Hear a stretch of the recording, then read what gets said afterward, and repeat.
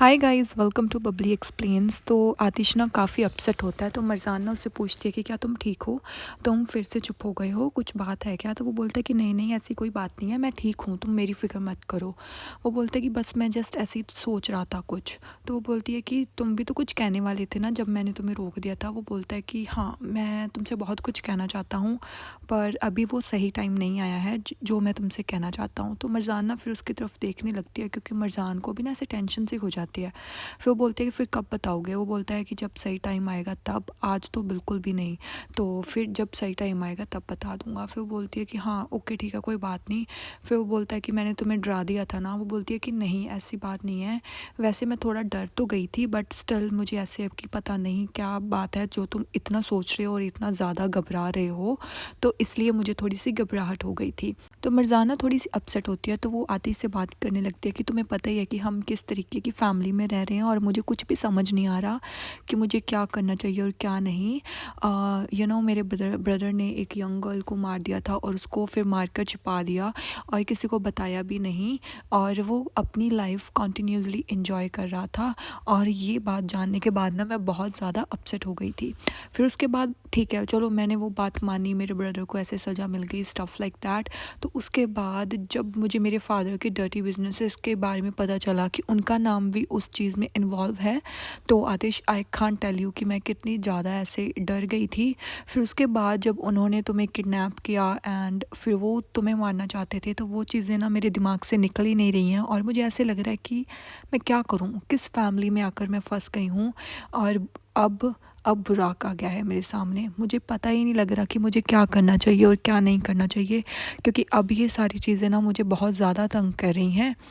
फिर ना मरजान थोड़ा खड़ी हो जाती है, फिर वो आतिश के पास आकर बोलते हैं कि तुम्हें नहीं लगता कि ये सब हमारे साथ हो रहा है और ये काफ़ी स्ट्रेंज है, या फिर ये सबके लिए नॉर्मल है, और या फिर सब लोगों को ये नॉर्मल ही लग रहा है और मैं ही हूँ जो एक अब नॉर्मल हूँ, और जिसको ये सब नॉर्मल नहीं लग रहा। और इतना सुनते ही ना आतिश ना स्माइल करने लग जाता है। वो बोलता है कि हाँ हाँ, तुम ही अब नॉर्मल हो। और इतना सुनते ही ना वो बोलती है कि oh my God, give me strength, मुझे हिम्मत दो।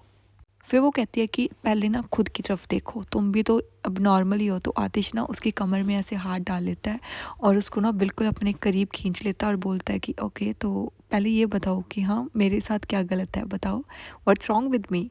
तो ना वो उसके बिल्कुल बिल्कुल करीब आ जाता है। तो मरजान ना फिर उसको ऐसे धक्का दे देती है। वो बोलती है कि तुम भी अब नॉर्मल ही हो, जैसे जिस तरीके से तुम हमारी ज़िंदगी में आए और बिना बताए, इवन तो हम तुम लोगों को जानते भी नहीं थे, और अब भी मैं तुम्हारे बारे में कुछ भी नहीं जानती।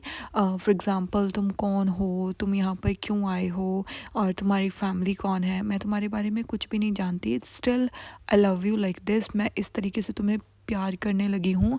और तुम्हें नहीं लगता कि सच में मैं अब नॉर्मल ही हूँ, जैसे कि तुमने अभी कहा। फिर ना वो आतिश उसके तरफ देखने लगता है, और मरजान भी ना उसे बोलने लगती है कि बताओ ना, मुझे लगता है कि मैं इससे भी ज़्यादा अब नॉर्मल हूँ जितना तुम मुझे समझते हो, क्योंकि मुझे कुछ भी नहीं तुम्हारे बारे में पता, एंड तुम मेरे बारे में सब कुछ जानते हो, बट मैं तुम्हारे बारे में कुछ भी नहीं जानती। फिर ना वो अपने मन में सोचने लगती है कि मैं इससे इसके पास्ट के बारे में कैसे बात करूँ, क्योंकि जब भी मैं इससे बात करने की कोशिश करती हूँ, ये थोड़ा ऐसे हो जाता है कि मुझे बात नहीं करनी, और काफ़ी अपसेट हो जाता है।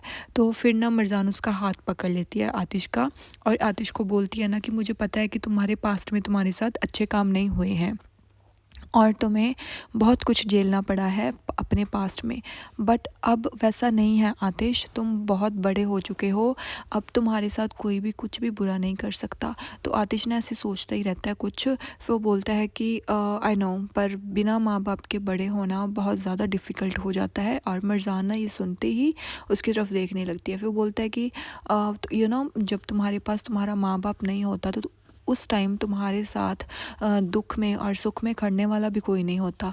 But I am really lucky कि मुझे असली की मॉम मिल गई थी, और उन्होंने मुझे बहुत ज़्यादा संभाला है, उन्होंने मेरी बहुत ज़्यादा केयर की है। अगर वो नहीं होती उस टाइम पे, अब तक मैं तुम्हारे सामने ना होता, शायद मैं भी कहीं खो गया होता। तो फिर ना मरजान उसका फेस ऐसे पकड़ लेती है और बोलती है कि अब तुम्हें किसी भी चीज़ की टेंशन लेने की ज़रूरत नहीं है, अब तुम भी मेरी फैमिली हो और मैं भी तो यहाँ पर हूँ, सो तुम्हें भी टेंशन लेने की ज़रूरत नहीं है। एंड फिर ना मरजान जल्दी से आतिश को किस कर लेती है और आतिश ना उसे एकदम से ऐसे शॉक हो जाता है कि ये क्या। तो आतिश ऐसे अपनी गाल पे हाथ से लगाने लगता है और ना जो मरजान है फिर वो भी थोड़ी नर्वस सी हो जाती है। फिर वो बोलता है कि अब ये क्या हुआ। तो वो बोलती है कि कुछ नहीं हुआ, वो मैं थोड़ी डिस्ट्रैक्ट हो गई थी इसलिए, पर अब ना मुझे थोड़ा काम करना है, ठीक है मैं ना काम करने जा रही हूँ। वैसे भी मैं काम पर ना आजकल थोड़ा कम ही फोकस कर रही हूँ, तो मुझे ना ऐसे लगता है भी अब मुझे काम कर लेना चाहिए। और वैसे मैं काफ़ी टाइम से फ्री हूँ और मेरा दिमाग में थोड़ा दूसरी साइड लग जाएगा। तो वो जैसे ही जाने लगती है ना, तो आतिश उसका हाथ पकड़ लेता है और उसको ना अपनी तरफ खींचने की कोशिश करता है, पर वो हाथ छुड़वा कर वहाँ से चली जाती है। जैसे वो जाती है ना, तो आतिश काफ़ी अपसेट हो जाता है और ना वो ऐसे सोचने लगता है कि अब मैं क्या करूँ और मैं कैसे मरजान को ये सच बताऊँ।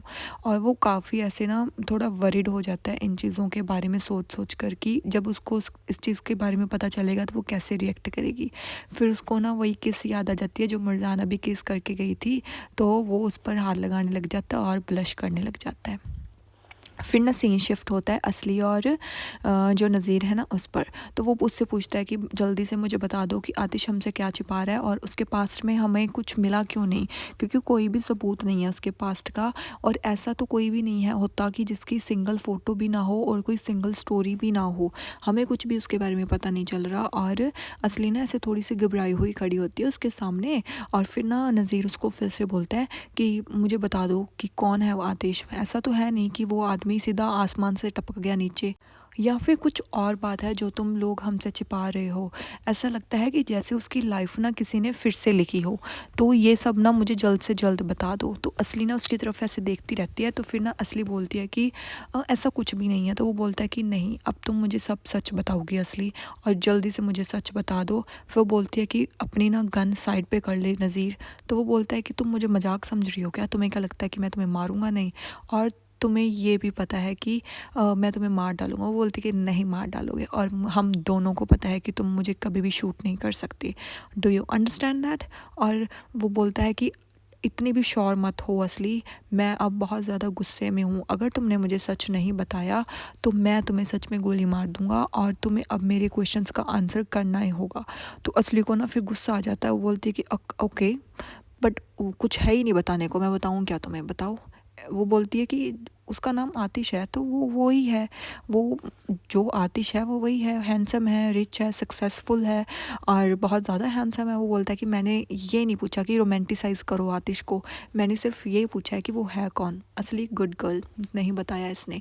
फिर बोलता है कि बता, जल्दी बता, और कौन है आतिश करहान, और जल्द से जल्द मुझे बता दे। तो इतना सुनते ही ना असली को ना से गुस्सा आने लग जाता है कि ये क्या बकवास कर रहा है। वो बोलता है कि ओ, तो अब तुम नहीं बात करोगी, हाँ तो ठीक है, मत बात करो, फिर मुझे ब्लेम मत करना, मैं यहीं पर तुम्हें शूट कर दूंगा और तुम्हारी बॉडी किसी को मिलेगी भी नहीं और किसी को पता भी नहीं चलेगा कि तुम क्या करती हो। और वैसे भी मैं जाकर आतिश को बता दूंगा तुम्हारी जो स्कीम्स कर रही थी ना तुम, तो उन सब की बातों के बारे में मैं बता दूंगा। तो ना वो असली उसका नज़ीर का ऐसे पिस्टल पकड़ती है और अपने ना ऐसे चेस्ट पर लगा लेती है और बोलती है कि ठीक है, मारो गोली, गो हेड, मारो गोली, जल्दी करो, पुट द ट्रिगर ऑन, मैं मरने के लिए रेडी हूँ, है ठीक है, मुझे किसी भी चीज़ की फ़िक्र नहीं है। फिर ना वो ऐसे करने लग जाती है। वैसे वो बोलती है, फिर बोलती है कि वैसे भी ये बैटरी है कि अगर तुम मुझे मार दोगे तो मैं फ्री हो जाऊँगी इस ड्रामा से। तो फिर वो बोलती है कि तुम पागल हो गई हो क्या, क्या कर रही हो असली, सच में गोली लग जाएगी तुम्हें, छोड़ दो छोड़ दो, ऐसे मत करो। फिर बोलता है कि अपने हाथ साइड पे कर लो। बेचारा नज़ीर ही डर गया, उसको पता चल गया कि ये तो साइकोपैथ है भाई, कहाँ पंगा ले लिया।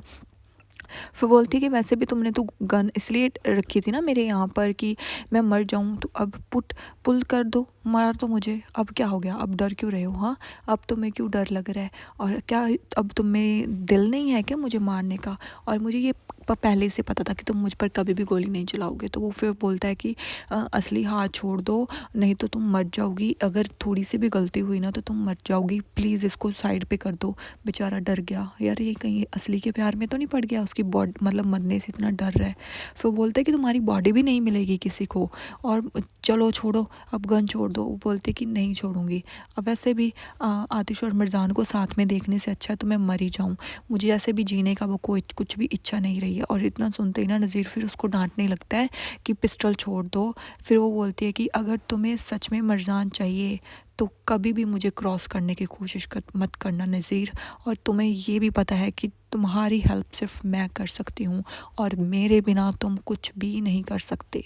समझ में आई बात? और वो उसका हाथ पकड़ कर ना दूर फेंक देती है। वो बोलती है कि मैं ही हूँ जो आतिश के सबसे क्लोजेस्ट हूँ, ठीक है? और ना जाकर वो नज़ीर के कॉलर पकड़ लेती है और बोलती है कि और तुम कभी भी मुझसे अच्छा दुश्मन कभी नहीं ढूंढ पाओगे मिर्ज़ान और आतिश के लिए।